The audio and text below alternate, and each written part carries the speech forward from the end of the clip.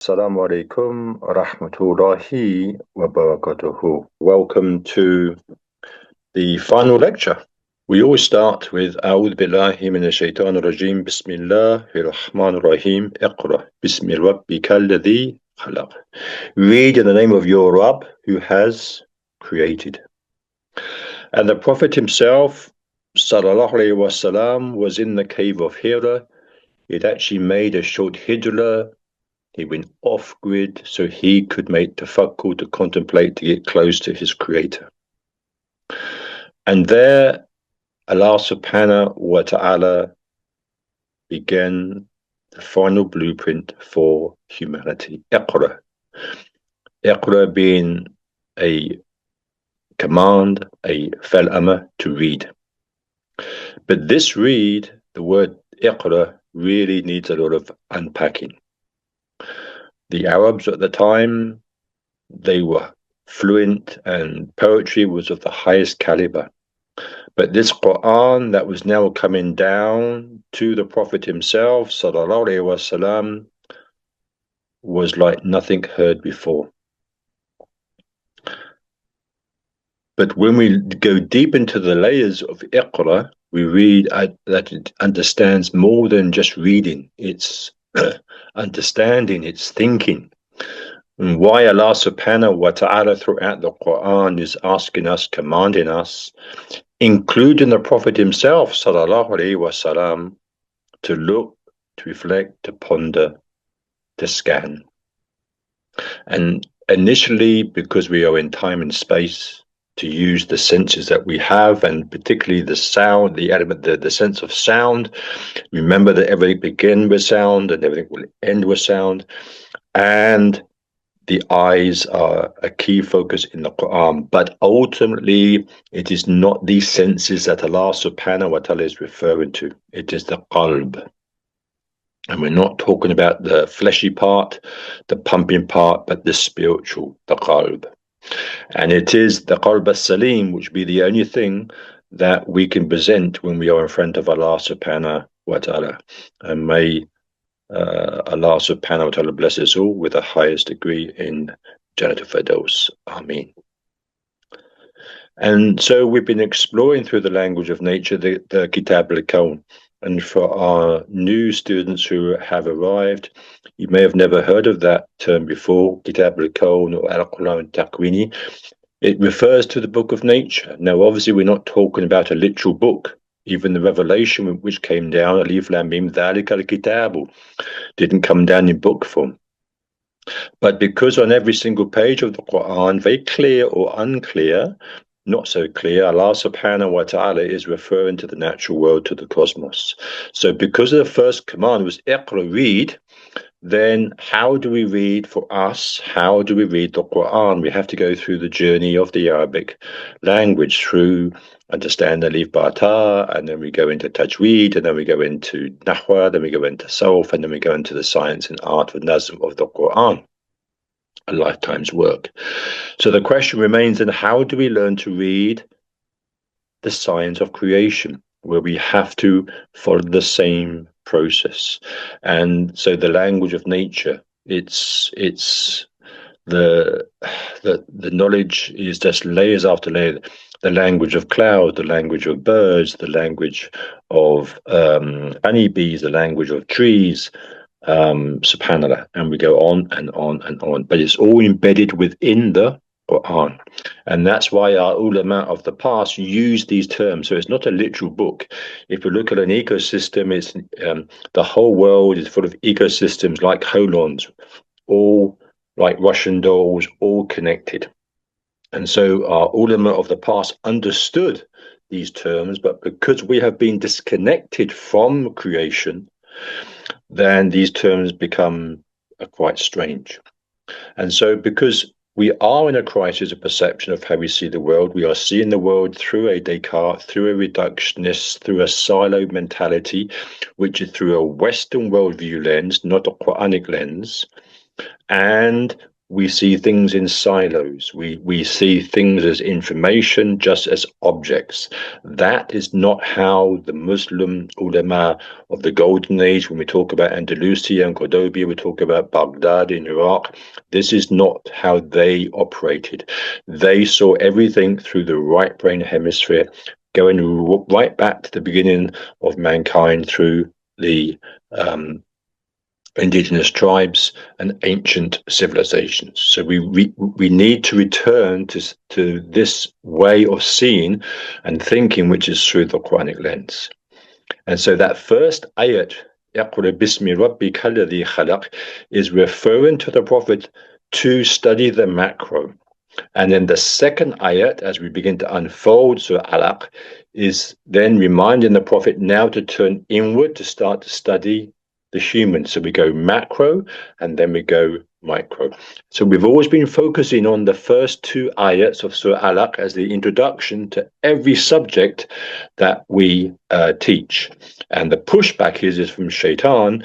The pushback is because Shaitan is controlling this Dajjalic, this Western civilization, which came to separate the divine, which is to push us into the left brain hemisphere, so we get disorganized, we get confused, we are unable to connect the dots.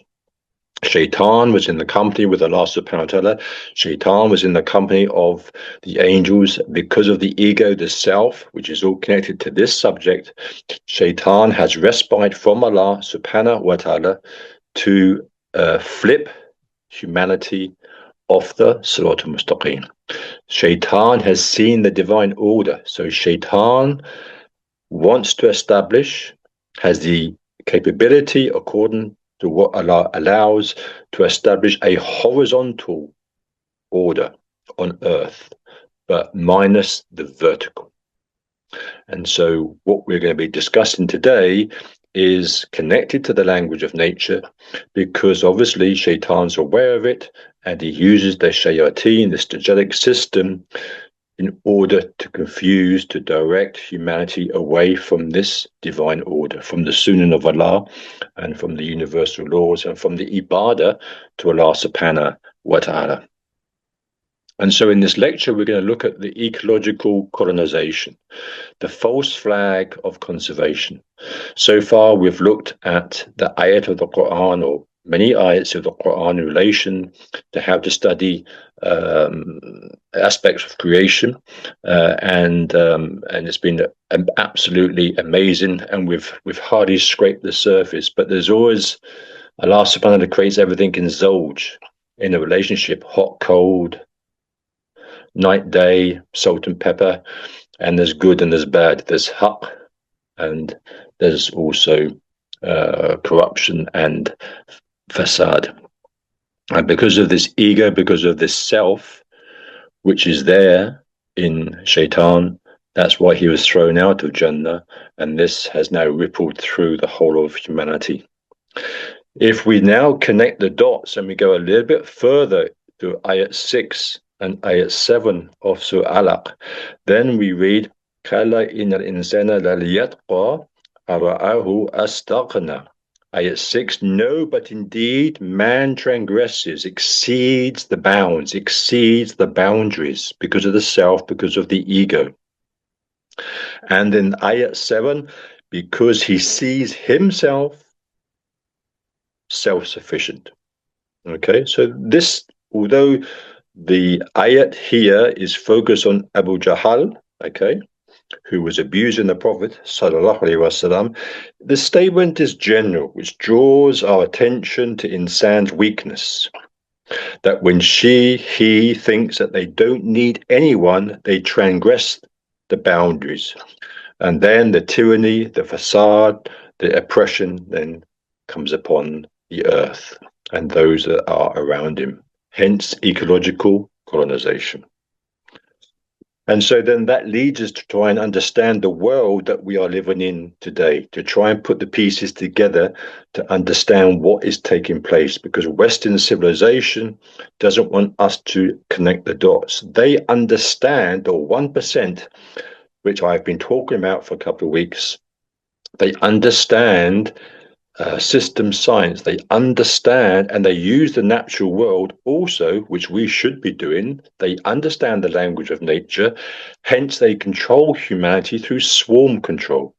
And so it's the 1% that control the masses. But we also have to understand that. And that's why I've spent my entire life as an ecologist, a biologist, a farmer, a bee farmer, quail farmer, teaching throughout the world, head of education in wildlife parks, zoos, as a professional field guide and tracker. And then when I studied to become a scholar and graduated in 2006 to bring all of this to penetrate the Quran and to deliver the message. And now what I'm going to be doing for this period of time today, inshallah, is to really give you a sense of what is happening out there. We have just been seeing it live in Palestine. It is a ecological warfare which is taking place. And it is to establish a whole new landscape, not just in Palestine. It began in North America with colonization. It went through to Africa. It went through to Australia. And it's still taking place today, but under this false flag of conservation. And I spent 40 years as a non-Muslim, as an ecologist, as a biologist, working in the natural world throughout the entire world. And I've worked with these organizations. I have worked with Jewish so-called conservationists, and some, I have to say, are still good. I have seen what takes place. I have worked within the wildlife documentary film industry, and I'm going to bring some of the things that I've seen to you because you may be witnessing them now through, for example, wildlife documentaries or books or whatever it may be, but it's an illusion. And this is part of this degelic system. We are in a crisis of perception of how we see the world. And so since roughly the 18th and 19th century. Why do we start the 18th and 19th century? Because some years ago, myself as an ecologist, biologist, with psychologists, neuroscientists, academics from around the world, we all came to the conclusion that something profound happened around the 18th, 19th century. We could go back even further, but what it was the birth of Western civilization, which came to separate the divine from the rest of society. And because we are now in the end of times where we have to study Islamic eschatology, we have to understand that behind all of this world that we are living in today is none other than Shaitan, establishing the satanic world order in the event for the Dajjal to come back. And it's happening as we speak now. They've changed gear. Now we're moving into the stage. I would be a lot of AI, and we don't know what's ahead of us. May Allah subhanahu wa ta'ala protect us. But nature protection policies began to develop around the 18th, 19th century, which we implemented across the world through colonization, orchestrated, the term orchestrated, by minds of Western conservation experts. They portrayed aspects of North America. Think of North America, think of Hollywood, all the films that perhaps you've heard, you've watched, the Indians and the cowboys. It's the white man against the red Indians. All Hollywood productions and documentaries and books. They have portrayed native, indigenous people, including across Africa, right through to Australia, including Indo-Park, and it's happening today. These Western conservation experts have declared the natural world as untamed, an untamed Eden. So now we get close to understanding the relationship to Christianity. And all of this untamed virgin territory has to be preserved at all costs. We could look at Winston Churchill, a prime minister here in the UK, who wrote a journal and do your own research called My African Journal, which was in 1908. And he described Africa as a vast natural garden populated by clumsy barbarians. We could look at America and 1492 when Columbus, so-called, found America. And we could look at his statements of what he was saying and concluding when he saw native people in the land, not realizing that ancient civilizations, great technological civilizations, which we're now discovering, were already there hundreds, maybe even 1,000 years before. And this is some of the work that I'm doing, inshallah ta'ala, with Maqasid, under the guidance of Professor Jessa Auda. We could look at films such as The Snows of Kilimanjaro, one of the big mountains with the snow peaks, which was in 1930. We could look at Ernest Hemingway, who was depicted as Africa as a continent controlled by the Big Five of the lion, the elephant, the leopard, the black rhino, and the buffalo. And he used the term reigned supreme. But the colonists, the white supremacist white colonists, they came across North America to Africa, to Australia, and they exterminated. They got rid of all of the native plants and the Big Five across Africa. They hunted them down to then ship out all of their livestock, the cows and the pigs and the sheep and the plants and the fruit that could grow in these countries. It was a takeover. And then that led to some of the subjects that we are hearing about today: conservation, rewilding, and then we hear about things such as climate change. And so I think it was yesterday or the day before, I just sent you some pictures. I sent you a picture of a world-known wildlife author. He still alive, in his 90s now, David Attenborough. I've worked closely with him and his organization. I sent you a picture of the wife of Trump wearing a pith helmet. Why have I done that? Because this is an illusion that we are missing and we need to understand. She was a white person entering Africa, and this was the first presidency of Trump, and she was returning to a film to reenact the film, which was Out of Africa, again by a white woman. And the pith helmet that she wore, and she was questioned about it, represents white supremacy and white colonization. And then the aspect of David Attenborough.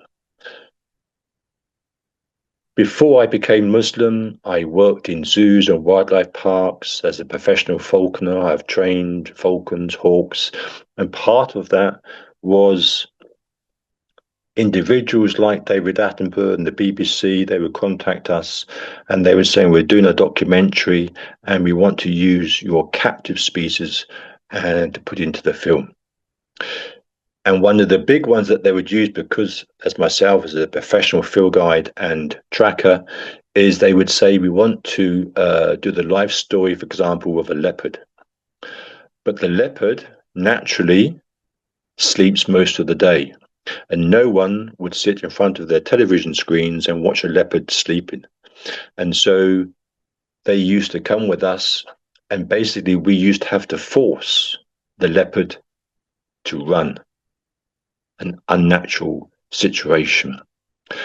There's times where they have used captive bred birds, etc., to make out that this is taking place in the wild. Harry Potter some of you may have seen, or some of your children, the owls. They were all captive bred, and they came to us to train all of the birds. So as the owl comes towards the camera, it's us that is behind the camera, to the point the owls became an object. The owls became a commodity, because they said that these now must never be seen ever again. So these are some of the realities that we see happening around the world. And this false flag of conservation is, we have to be very, very careful of this false flag. What is a false flag? It's showing you something that is just not there.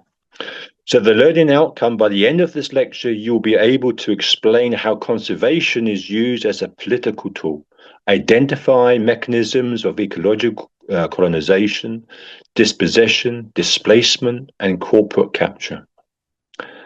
Recognize how colonial language justifies exclusion and control. And we will tap into what's been taking place in Palestine.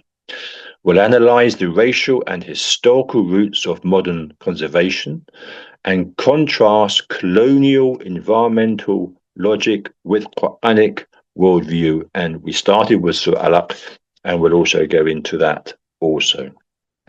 So what is the false flag of conservation? How does the language of saving nature legitimize control over land, people, and resources? That's what we need to find out. The false flag, I've already mentioned, it refers to deception. So as Muslims, we should see the relationship straight away with Shaitan and this Dajjalic system.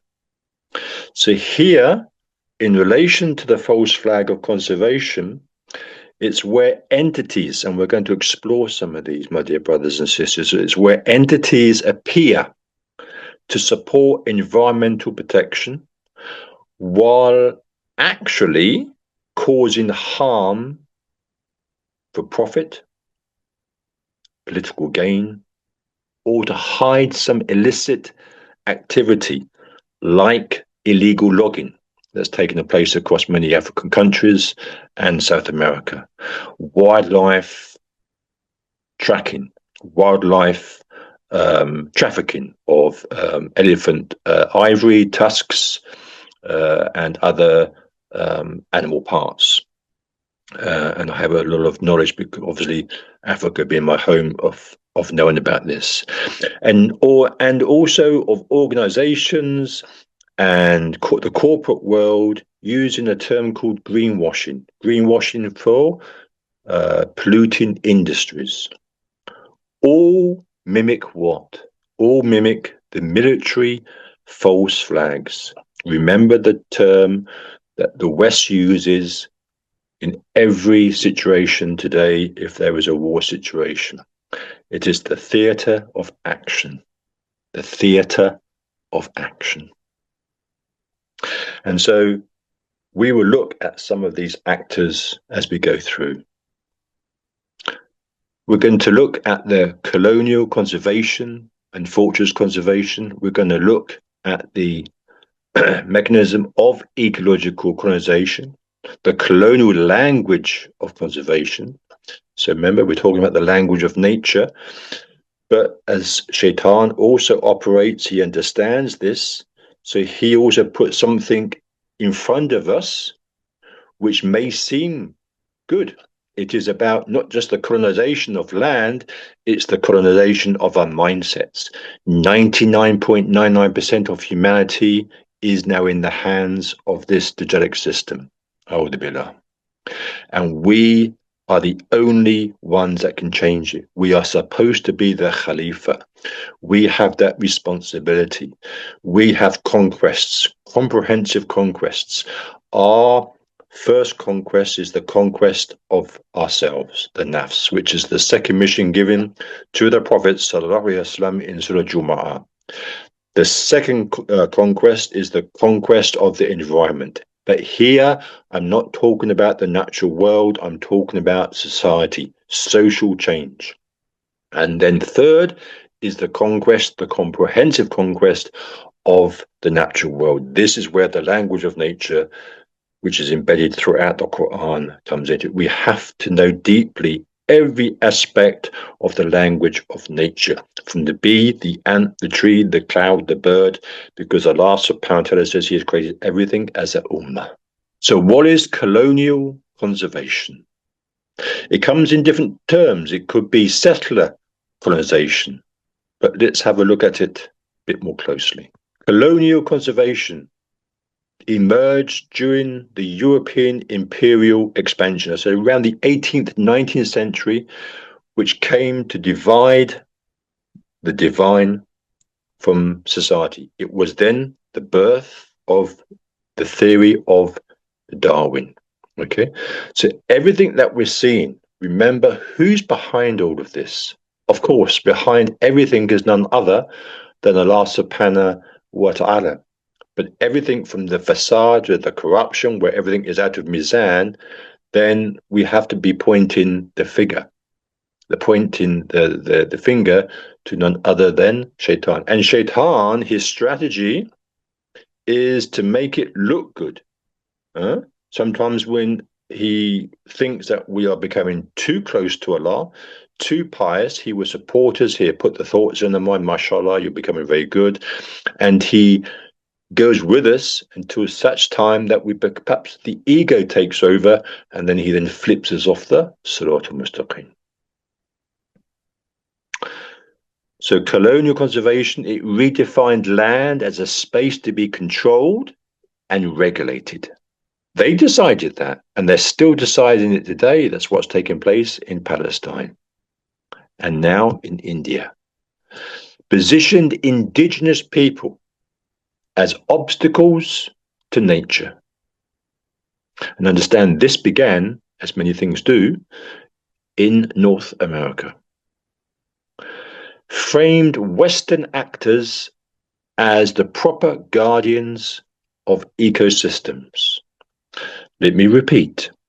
Framed Western actors as proper guardians of ecosystems. Notice the word actor. And then when we talk about Western civilization and the so-called conservationists who have orchestrated, and how the military use the term theatre.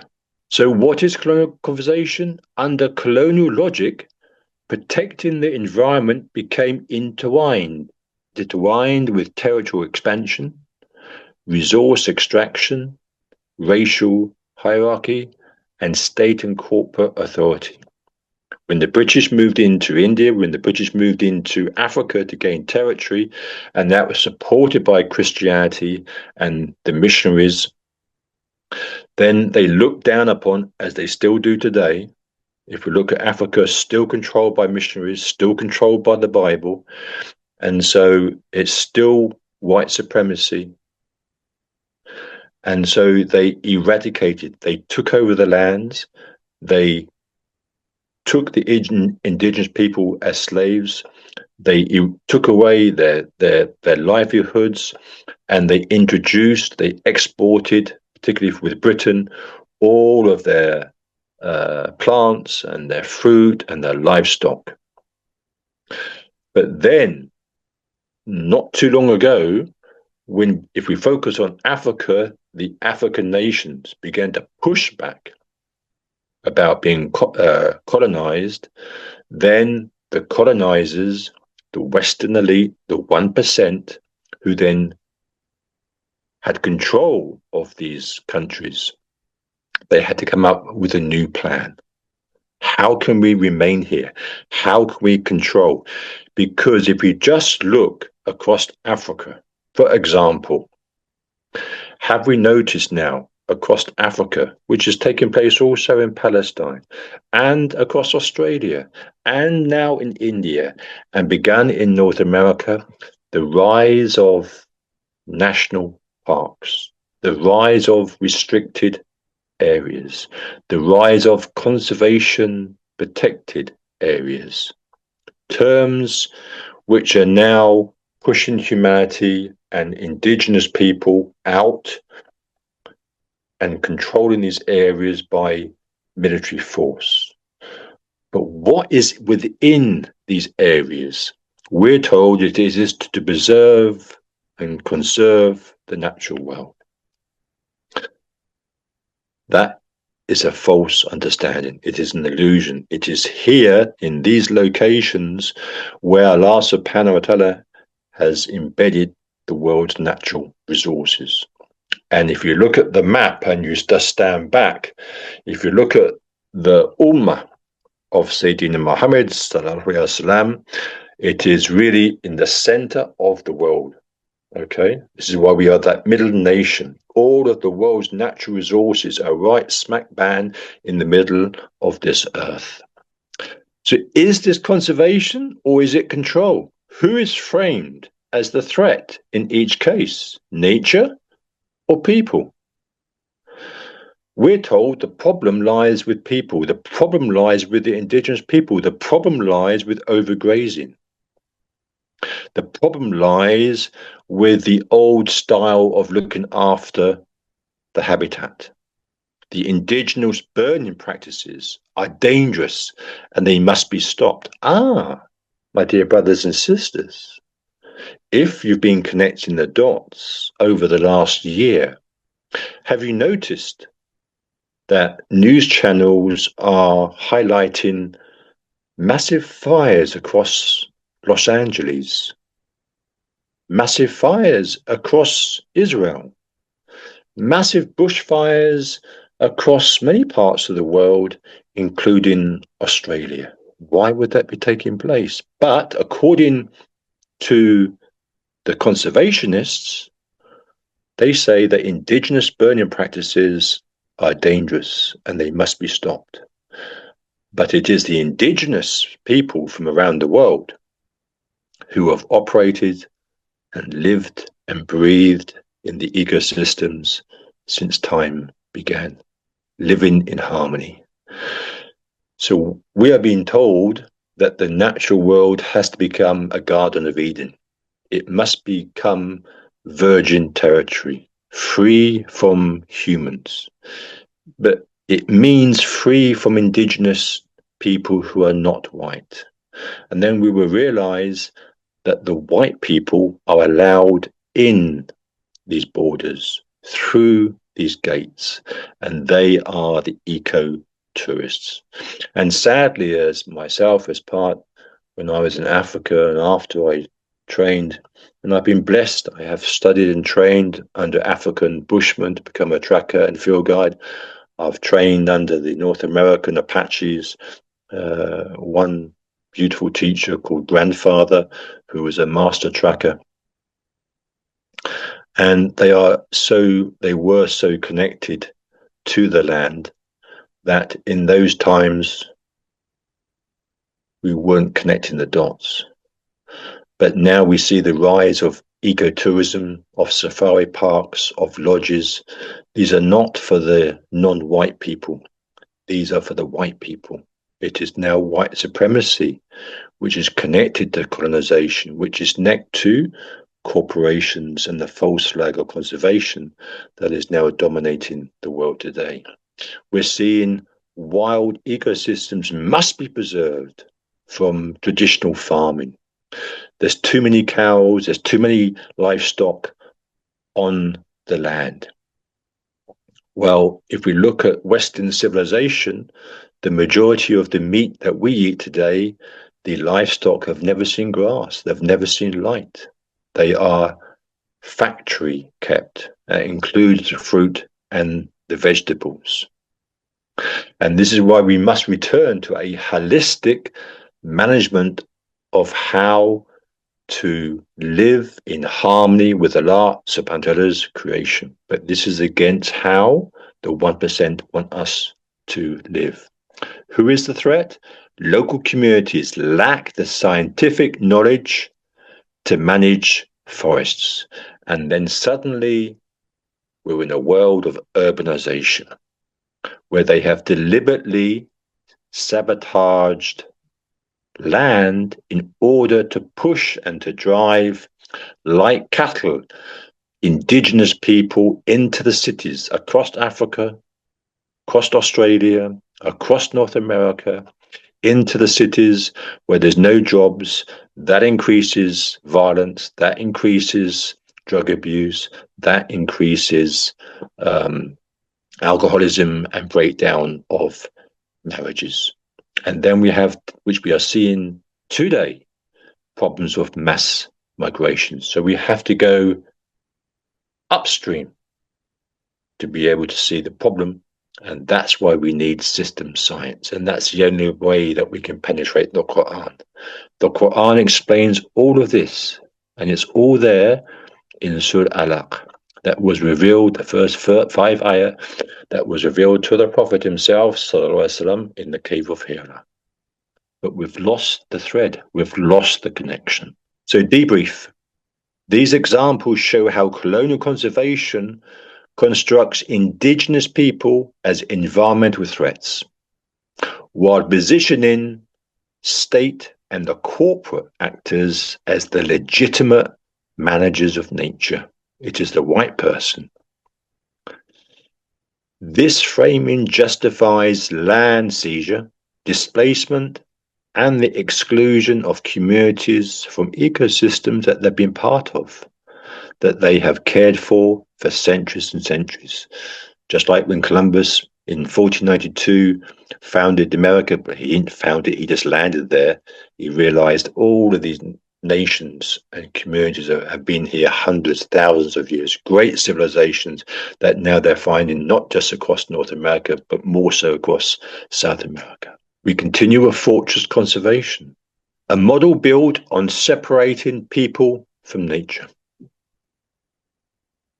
fencing land as wilderness, militarized protection, justifying exclusion in the name of biodiversity. Over some weeks now, I have been posting pictures of tourists across Africa, and I always post, every time I post something, there's a reason behind it. And every picture that you see, 99.99 is always white people. You will see the indigenous people, i.e. black people, perhaps as the safari guide, as the tracker. You'll go to your safari lodge, you'll see the waiter who's black, you'll see the receptionist who's black, you'll see the driver who's black, you'll see the chef who's black. But when these eco-tourist companies want to show you so-called pristine wilderness, the Garden of Eden, there's no black person to be seen. Today's seen through armed patrols and anti-poaching units. It's a term we need to really clue on, poaching. Forced removals, exactly the same what's been taking place in Palestine. Forced removals under the assumption to our Palestinian brothers and sisters that this now is going to become a controlled zone and it will now become a national park. Tourism, concessions, and the corporate access, just for the few, for the white people of the world. And the erasure of indigenous ecological expertise. That's what's taking place across the world. The only ones that can stop it is the Ummah of Sayyidina Muhammed sallallahu alaihi wasallam. So I'm trying to show you, I've introduced you for months, some years now, ayah as in signs, the signs of creation, okay? Behind the signs are the names and the attributes of Allah subhanahu wa ta'ala. But along with the positive, Shaitan puts the negative. Who is allowed inside this fortress? Okay. Remember, when we look at the surah in the Quran, linguistically, surah means a fortress. Now, this is where we really have to connect the dots and understand the Arabic language.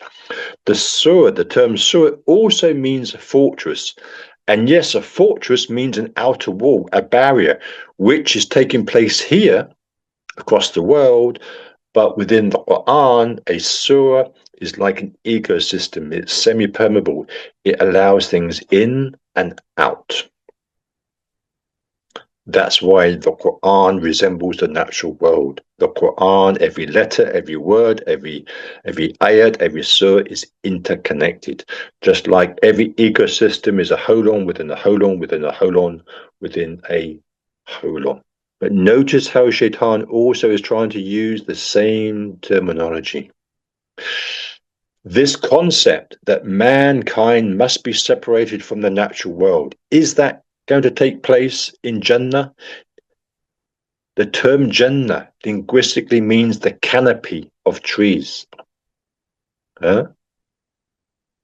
Jannah is portrayed as a beautiful an abundance of creation with mankind there. Nowhere on earth, through research, has there been a time where mankind has not put a footprint on earth. Mankind, since the time began, has always shaped planet Earth. It is a relationship, and it is a relationship based on Mizan. And this is what every messenger and prophet came. And it's all there in the final revelation, Iqra bismi rabbika alladhi khalaq. That command, read to the prophet, O Muhammad, what are you looking at? What are you reflecting on? Can you not see who is behind the perfection, the order, the structure, the harmony, the symmetry? Who's behind all of this perfection? Your role is to deliver Iqra to humanity. But we're just stuck on the hifz of the Quran. I'll read it, I'll memorize it, but not to understand. So who is allowed? Which of these groups typically has full access to protected areas, and which group is restricted or removed? Is it local communities? No. Is it international tourists? Yes, predominantly white. Is it conservation NGOs? Yes. And the corporate wildlife foundations? Yes. But who are these people? So fortress conservation reveals an unequal system of access and authority. Local communities are often excluded. 99.99% they are excluded. I've seen it. From the land they have cared for, while foreign tourists and NGOs and the corporate actors gain privileged entry. Remember, conservation, capitalism, and the corporate world, they have a relationship and it cannot be broken. This illustrates how protection becomes a mechanism of territorial control rather than ecological justice. Next slide, please. Key mechanisms of ecological colonization. Colonial conservation does not only redefine land, it restructures who has the right to exist on the land. And again, we're seeing that live in Palestine. 3 core mechanisms sustain ecological colonization across the world: dispossession, displacement, and the corporate interest. It began in North America, as I said. Now, you need to study someone called Madison Grant. You need to study Teddy Roosevelt, who was the president. And you need to study someone that's so-called famous in the natural world as a so-called conservationist, someone called John Muir, M-U-I-R, born in Scotland, here in the UK. I would urge you to study Madison's Grant book, The Passing of the Great Race, praised not only by this president of the United States, but also by Adolf Hitler, who referred to it as his Bible.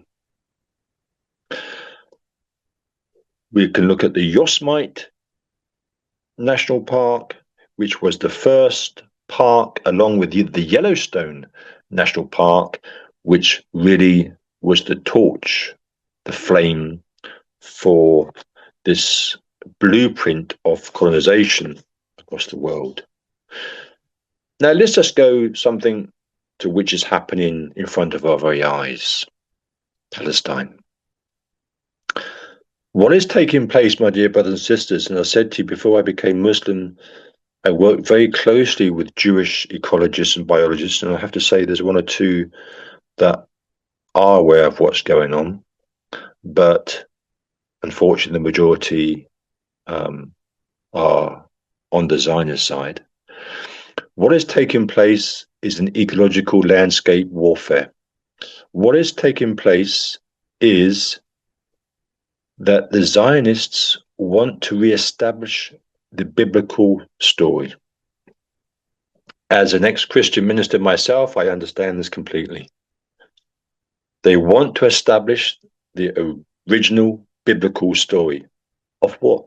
Well, of this whole story, minus Isa alayhi salam, but they want to return the wild animals of the Bible, including the Eurasian griffon vulture, and we'll come back to this.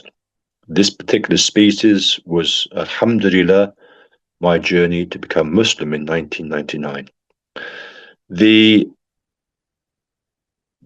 Asiatic donkey, the grey wolf, the gazelle, the golden eagle, the camel, to some degree, cows, sheep, the human shepherd, and they want to reshape by using these animals to bring them back to create the biblical Old Testament narrative. And they want to eradicate the donkey, the black goat, the olive trees, the goldfinch, and dogs, because they think they are the ones that work with the Palestinians. And that's what's taking place. We could look across the world today and we see a massive rise of national parks, of nature reserves. The state of Israel holds a staggering and is increasing 530 nature reserves. The size of Israel, which is the size of Wales here in the UK, holds a staggering 530 nature reserves, the highest number of nature reserves on planet Earth. Compared to my home, South Africa, which is 50 times larger, subhanallah, which has 19 national parks. They are also white dominated, controlled by colonization, but 530 compared to 19. And that's what's taking place now, the dispossession, the displacement, and the corporate interest. Let's come back to the vulture. Many documentaries, I've attended many conferences around the world before I became Muslim with Jewish ecologists on the vulture. And it was the Eurasian griffon vulture, the European griffon vulture that I was studied in Saudi Arabia with the Saudi Arabian Wildlife Department in the 90s that, alhamdulillah, brought me into the fold of Islam. And they focused so much on this bird because the vulture, with a wingspan of over 9 feet, that flies up to 20 to 30,000 feet, has free reign of the vast areas of the Middle East, will travel vast distances. And they, under the false flag of conservation, say wherever the vulture roosts, wherever the vulture decides to stay and breed, we have to conserve that land. And so that's what now they are doing. Hence this massive rise of reserves across the world. And then suddenly now we're seeing that there's a rise of pine forests across Africa. The Israeli historian Ilan Pappé, the largest national or false park in Israel is called the Berar Forest, Israel's largest man-made forest in the north, which was and still is strategically planted over approximately 6 different Palestinian villages. So the pine tree was shipped in from where?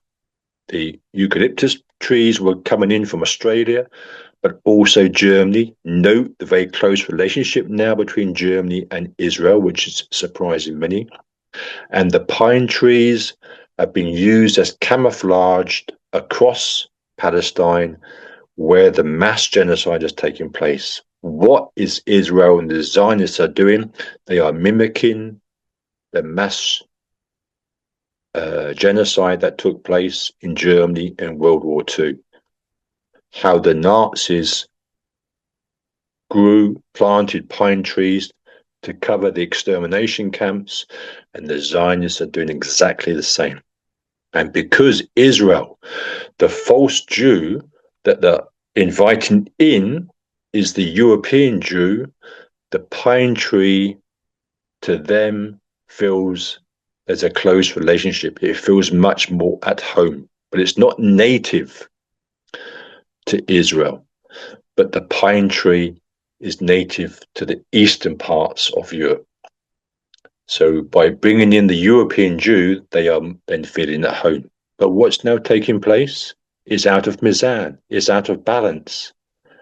It's not a species that is connected to the ecosystem. And so the Zionists, because they're not following the correct order according to Allah subhanahu wa ta'ala, they are establishing these trees and they are drawing up all the water, which is suffocating the Palestinian animals and the olive trees, and it's creating fires. So it's all now pushing back onto them. And then we have another organization called the Jewish National Fund, JNF.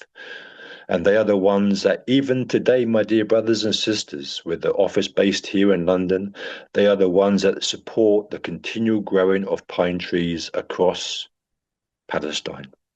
Founded in 1901 by Theodore Herz. So this is what's taking place in front of our very eyes.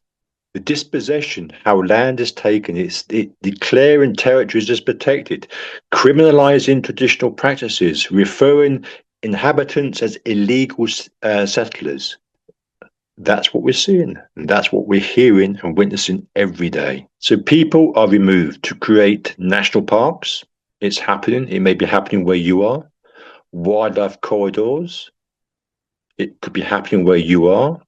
Rewilding zones. Now, someone's going to push back at me and say, Shaykh, in your organization called Heart C, your third principle is rewilding. And it is, because that rewilding is according to the divine order, which is against this rewilding. Okay, it is to push back on the false flag of rewilding.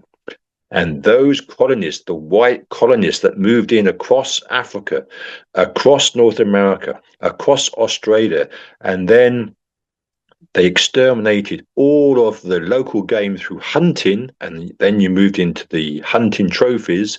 And then when the indigenous people in the 80s and 90s began to push back about colonization, then they began to think, now we need to change our strategy. Let's bring in conservation, the term conservation. Let's bring in rewilding. Let's return the big game. Let's return, for example, in Africa, let's return the lion. Let's return the leopard. Let's return the rhino.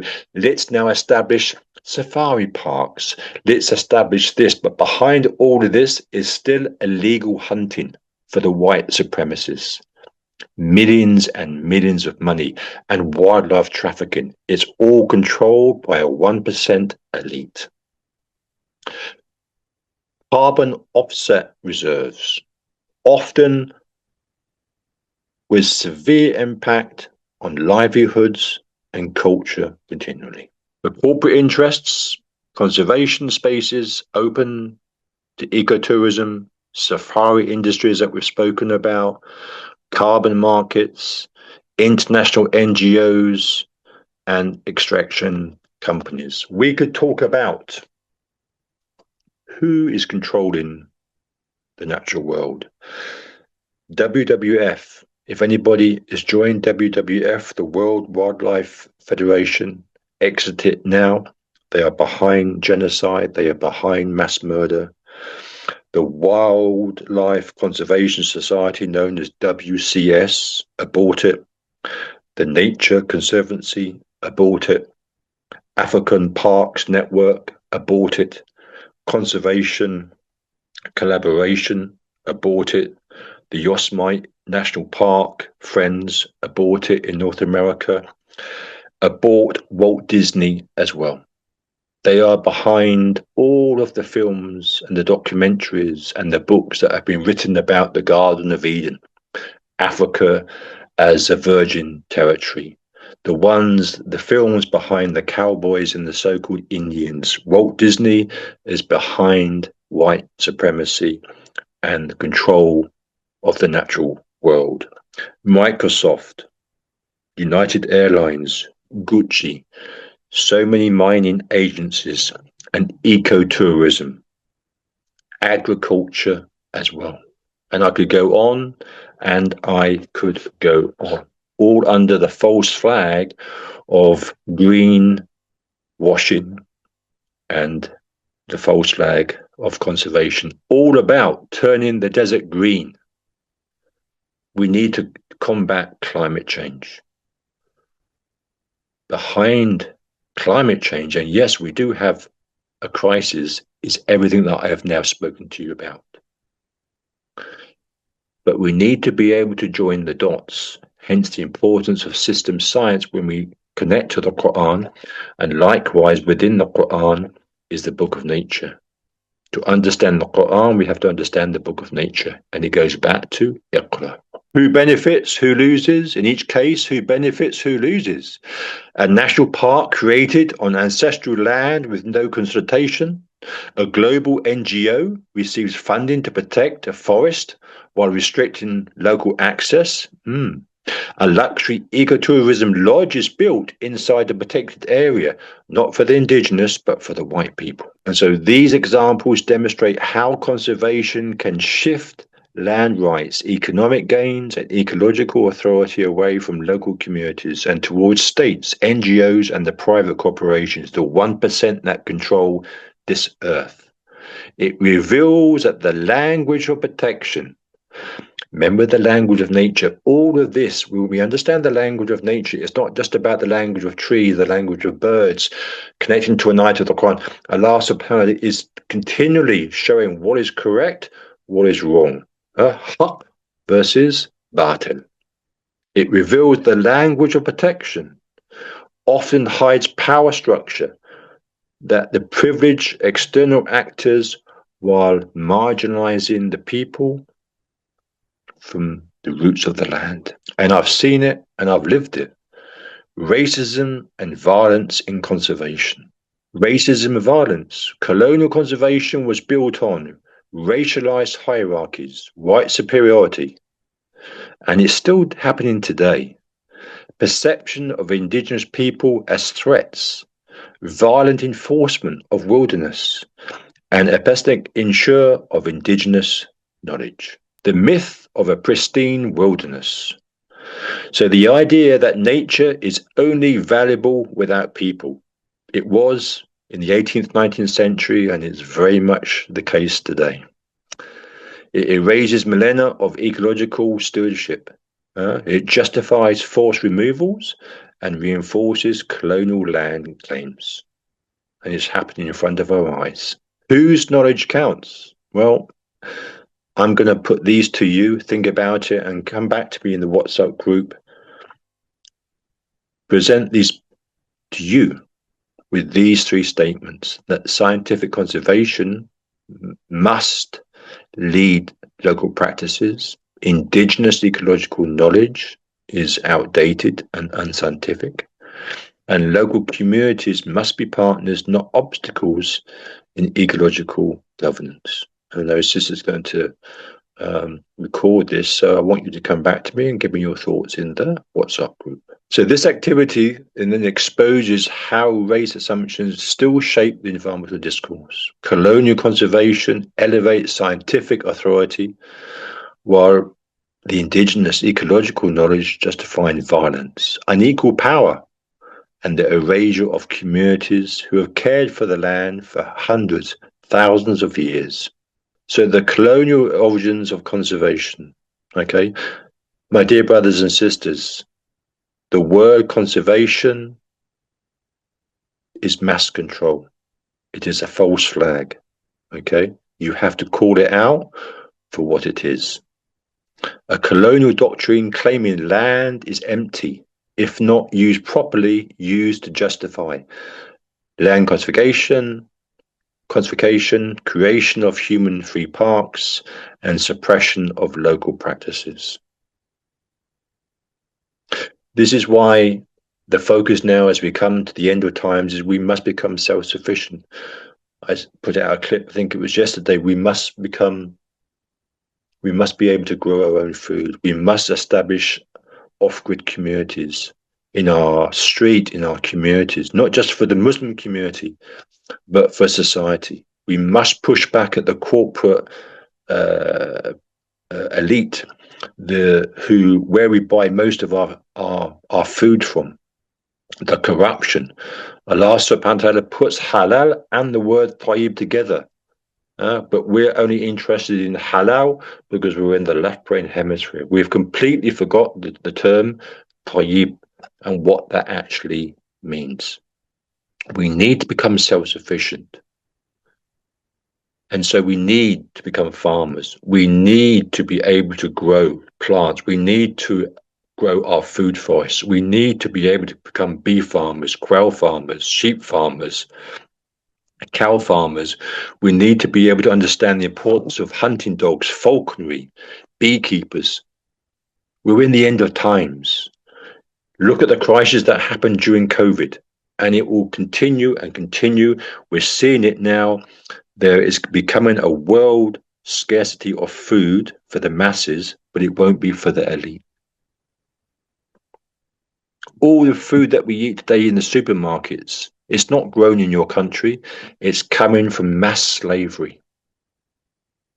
And the Ummah, we're just ignoring it. Allahu Akbar. Please understand this term. It's been there since time began.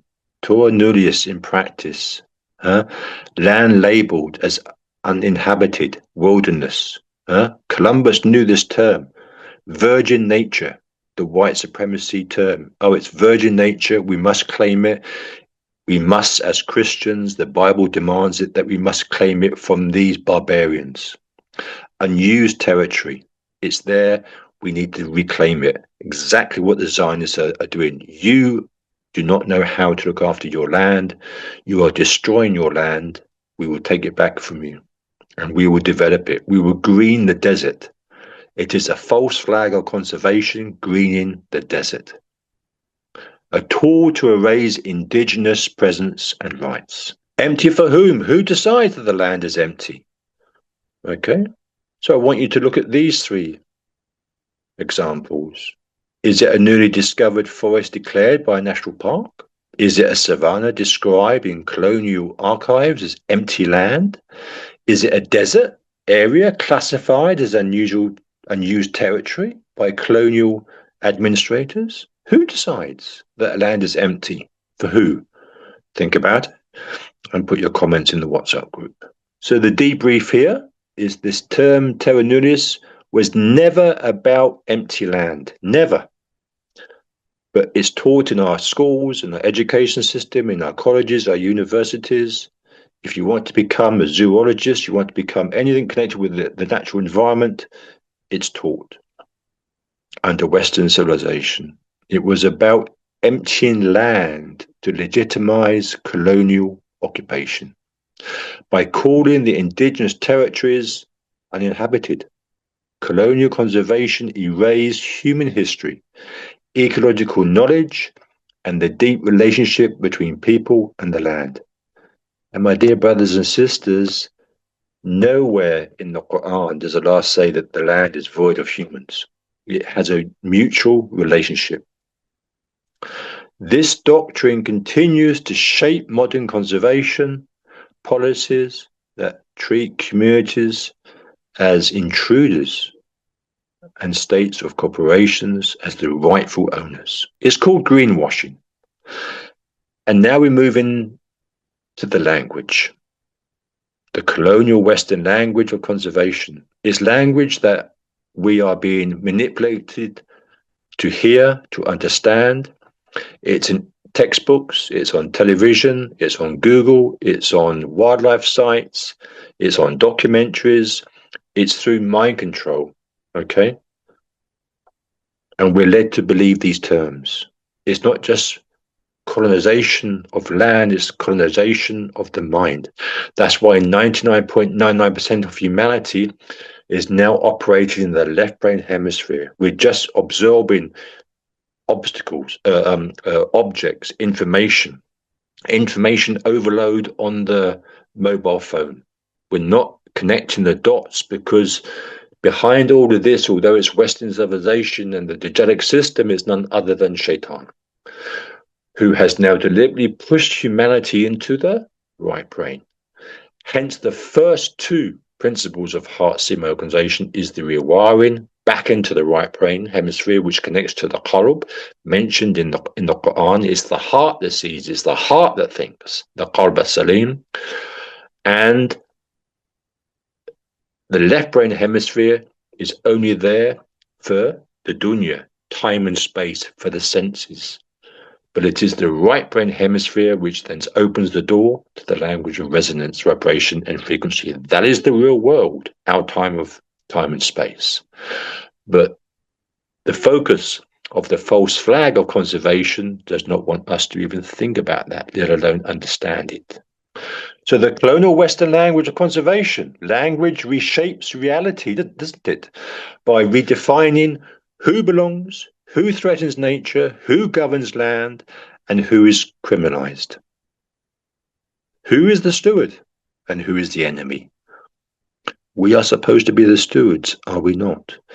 But we haven't been able to live up to it. So Allah subhanahu wa ta'ala has to keep the divine order, the universal laws going.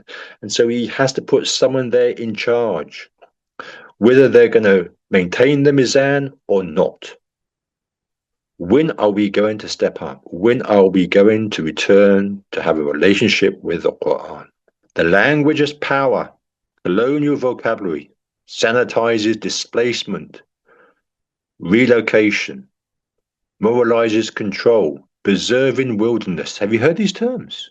Relocation, preserving wilderness, encroachment, expert management. These terms that we are hearing now through the documentaries, through news, through the education system, through the curriculum, through the syllabus, it's false, but it's controlling how we see and think. What does this word hide? What does each term hide? Remember, اقرأ باسم ربك الذي خلق. To begin our journey to the Quran, we have to learn the Arabic language. Where's the verb? Past tense, present tense, future, masculine, feminine. Where's the subject? Where's the object? Where's the harf? That's how we also study the natural world. Then we go into tafsir, then we go into tafakkur, then we go into double. Every word we need to look behind to go through the deep layers. When Dr. Dina and I were doing the presentation a few weeks ago on how the Arabic language connects to the Quran and the natural world, all the layers of every letter, of every word, the nazm of the Quran, the order, structure, symmetry, sound, vibration is all there in the Quran. The false flag of conservation, and one of the culprits, is Hollywood. But Allah subhanahu wa ta'ala is all aware of this, and we learn from our ulama how even Allah subhanahu wa ta'ala uses sound and imagery like a film, because he knows this is all the strategy of Shaitan.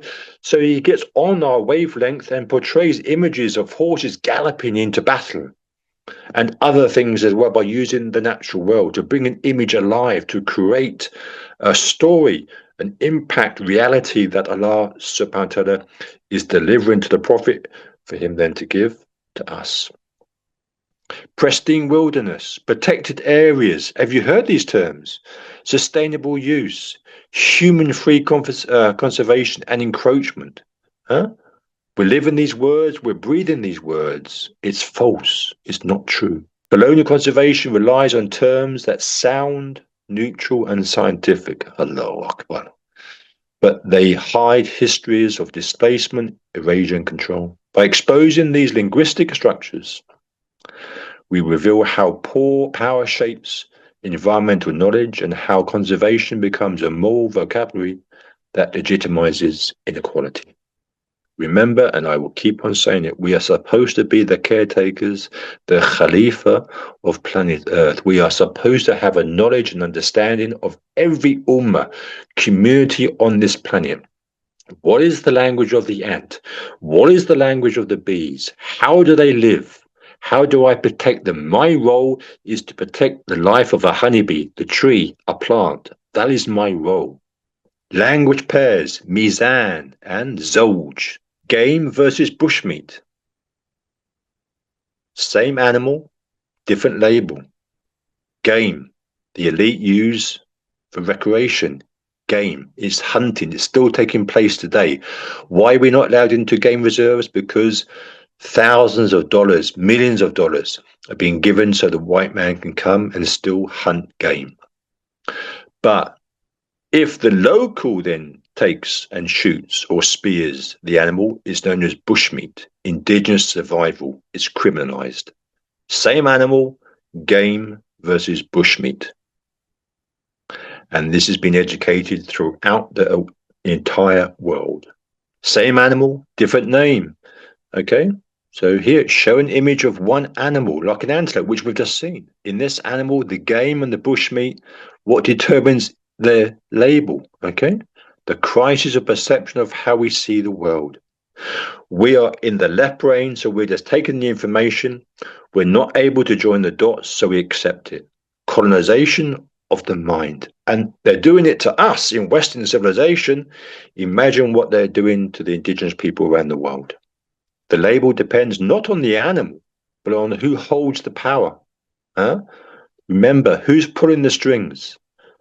None other than Shaitan. Of course, Allahu Akbar. Allah subhanahu wa ta'ala is complete control. But he has given Shaitan respite, okay, to use his dominions to do what he has to do. And he has the shayateen, which are also in human form, who have sold their souls. It's there, as we went through in Ayat 6 and Ayat 7 of Surah Alaq. The person that thinks, I don't need you. I'm more powerful than you. Just like Abu Jahl. I don't need you. I'm in control. I have the power. I will decide. Then they go over the Mizan. They go into the facade and the corruption. So the language legitimizes Western access to wildlife while criminalizing indigenous survival. Why we now got mass migration? Because all this is taking place. And if you go upstream, it's pushing all of the indigenous people off the land into the cities, where all of the side effects and the symptoms is taking place, because even the cities are controlled by the corporate elite of the West. And this is why we're facing the problems today. But they're pointing it to everything other, including climate change. Hunting versus poaching. Allahu Akbar. One act, two judgments. Hunting is allowed by the white man. But if it's the indigenous person, the North American, the Native American, the native people of Australia, in India, across Africa, is poaching. And they must be shot or killed and eradicated. Two terms. One's a hunter, which is allowed, big bucks. One's poaching. If a community has hunted the same forest for 800 years and a new park bans them, are they hunters or poachers? And the picture there of the falconer, which was my profession, with the eagle on horseback. Allahu Akbar. Although that's not me. Debrief. Legal approved or illegal offensive. The economy reveals how conservation criminalizes indigenous traditions while granting legal and moral privilege to Western or state-sanctioned actors. Remember, this is taking place in Palestine. Okay? Today, exploring versus encroaching. Two other terms. Exploring, Western mobility is romanticized. The white man has to explore Africa, virgin territory. He's the explorer. Every documentary that you see on the natural world, it's the white explorer. It's the white man. Where's the black person? Where is the different colored person? Where is the indigenous person? No, but it has to be the white person, the white elitist. He is the one, or she is the one that is giving us the message. Just like you saw with Trump in the picture I sent with her wearing the pith helmet. That was all strategically planned for the world to have a clear message. Indigenous mobility is criminalized. If you're not white, if you're black, if you're brown, then it's encroaching. If a European scientist enters a forest he has never seen, he's exploring. If an indigenous woman collects herbs, like in the picture you just saw, in that forest, then she's encroaching. Exploring, encroaching, again, this term reflects power, not reality.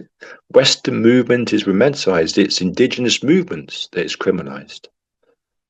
Think of Hollywood, think of the documentaries, think of the wildlife documentaries, the films, okay, that are on our screens. It's all the white explorer.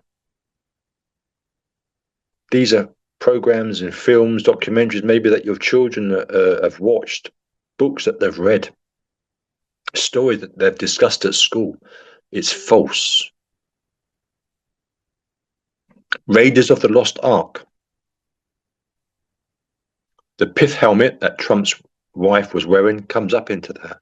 White dominated again. And it has a backdrop of Christianity, of the Bible, and missionary propaganda. Ranchers versus herders.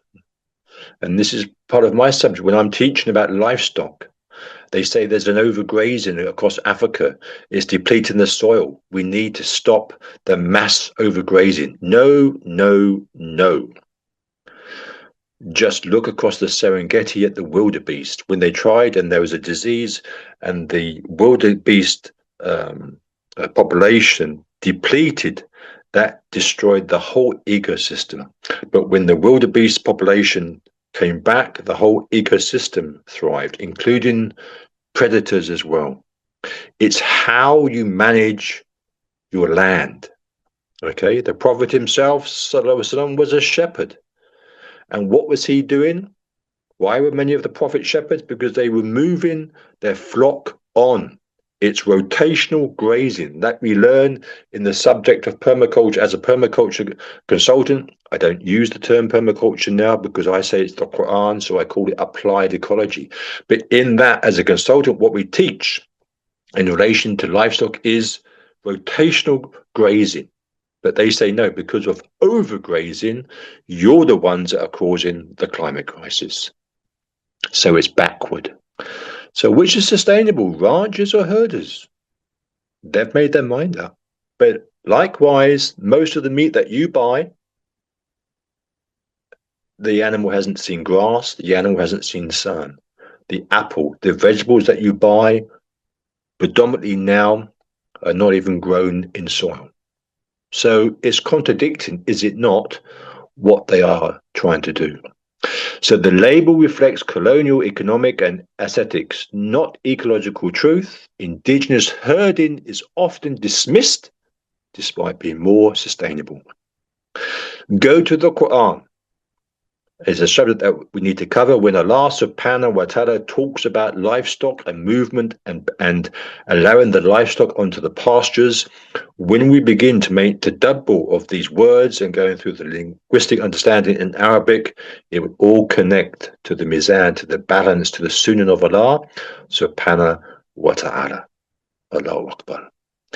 Patterns, relationships, context, whether we're penetrating the Quran, whether we're penetrating the natural world, it's all connected. Tawheed linguistically means to unify. This is Allah subhanahu wa ta'ala's system. The indigenous people, going right back to ancient civilizations, the traditional way of living was all following Tawheed in some form before Islam. They were connected to the earth. Travelers versus nomads. Now, this connects us to the life of the Prophet himself, peace and blessings be upon him. It connects us to that beautiful hadith. Can anybody tell me the hadith? Put it into the WhatsApp group. Western movement, that's freedom. But indigenous movement is instability, mass migration, traveler versus nomad. The Prophet himself said, be in this world as a traveler or as a wayfarer, continually moving. Same movement, different meaning. Why is a European backpacker called a traveler, while an indigenous pastoralist crossing his historical land is called a nomad? When in the case of Palestine, trespassing, and then you must be shot. But he's moving into that piece of land because that was his territory, and that's where the livestock that would naturally graze. Not just in Palestine, across many parts of the world today. But most of the land is where the majority of the Ummah lives. But the land is not our land. The land is Allah subhanahu wa ta'ala's land. Debrief. Exploration, nomadic. Language creates hierarchy. Western movements is celebrated. Indigenous movement is pathologized. Words shape who belongs and who must be controlled. Those key terms. I go back to the Western conservationists orchestrate the theatre of war. Who controls? Who shapes? Who's shaping the mindset? Who's shaping the world today? It's none other than the shaitan, through the whispers. Through the whispers. And that's what excites the ego. The person themselves are weak. They're pathetic. When the individual is in front of Allah subhanahu wa ta'ala, shaitan will say, no, I never forced you. I never told you to control them. I just whispered. It will not be shaitan who will say, I am God in the end of times, which we are in. But shaitan knows he can't do that because he's seen the divine order. It will be the Dajjal, when the Dajjal is in human form, will say, I am God. And may Allah subhanahu wa ta'ala protect us if we are here at that time. Ameen. And so we end. We go back as we started with Surah Alaq. Please understand the first revelation given to the Prophet. Reclaiming the human nature relationships through revelation. Iqra bismi rabbika alladhi khalaq. The first ayat ends with the verb khalaq. And when you study the Arabic language, you're looking for relationships. You're looking for the patterns. Where's the context? The verb khalaq. Now you have to look for the object. The object here in the first ayat is not there. So that is known as a transient verb. So the message directly to the Prophet through the angel Jibril alayhi salam is, O Prophet Muhammad, what are you looking at? What are you reflecting on? All of this, who is behind this? Who is controlling all of this object that you are seeing? So we learn from the ulama that the iqra is much more deeper than just reading. But my dear brothers and sisters, we're in a state of ghafla. We memorize the Quran, we don't understand it. Yes, we also have to memorize the Al-Kitab al-Kawn, but we have to also understand it. The Quran is a deen, it's a way of life. The Quran was not revealed in the Maktab, it was not revealed in the Madrasa, it was not revealed in Darul Uloom, where I studied. It was revealed in the natural world. We have to live it, we have to breathe it. We're supposed to be the ambassadors. We are far, far behind. But those 1%, they know the language of nature. They know the system. It's called the swarm system, and that's how they control humanity. And we have to get back to understanding Surah Alaq. First ayah, study the macro. Second ayah, study the embryo, the human. And then later on in the Quran, Allah subhanahu wa ta'ala then mimics that. Sanurihim ayati. He goes on to say, I most definitely, guaranteed, either with a qaf and a dal or a sin and well, will show you the signs on the horizons as within themselves. See how it beautifully mimics. And Allah subhanahu wa ta'ala, even through quantum physics now, is showing you the signs and going deeper into vibration, frequency, because everything else in this world, everything around us is none other than asbab. It's just vibration. And the only thing that exists is La ilaha illallah. And Allah subhanahu wa ta'ala declares that. And that's why we have to begin with Ashhadu Allah. I have witnessed your manifestations around the world. My role in this temporary world is to understand it, to understand its language, to work with it, to live with it. It's a great blessing from you. And not to go over the Mizan. But it's all just asbab. Behind everything is none other than you. But Allah subhanahu wa ta'ala has given Shaitan some respite to do what he wants to do. But Allah subhanahu wa ta'ala is controlling everything. And then in ayat 6 and 7, then Allah steps it up. Now zoom out and now look at the bigger picture. System science. Why are we in it? The world of corruption, facade. Why are we in this crisis? And we're trying to deal with the symptoms, but we're not going to the cause. La ilaha illallah. There is none other than Allah subhanahu wa ta'ala. Everything is a test. Reclaiming the human nature relationship through revelation. The first revelation, okay? Read creation, ayat the signs. That the human is part of nature, it's not separated. No land is empty, my dear brothers and sisters, never has been and never will.